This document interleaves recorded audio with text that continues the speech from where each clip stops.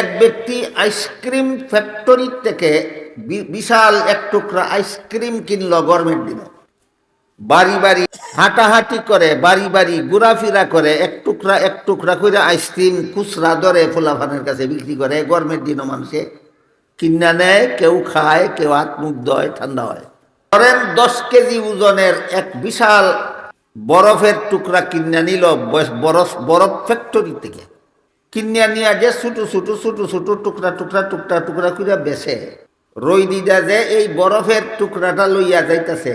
যত বড় কিন্না লইয়া গেছে ফ্যাক্টরি থেকে, এত বড়ই থাকবো না, যতই সময় যাইব অতই গল্লা ভরব।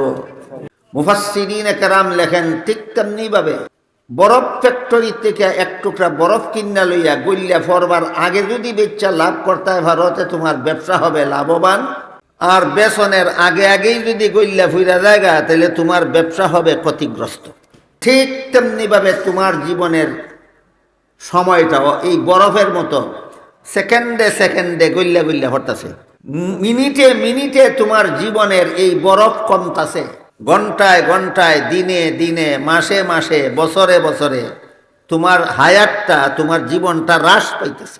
এই জীবন পুঁজি দিয়া আল্লাহ তোমাকে দুনিয়াতে পাঠাইছেন, এটা ব্যয় হইয়া শেষ হওয়ার আগে তুমি জান্নাতের কাস্টমার হওয়ার জন্য।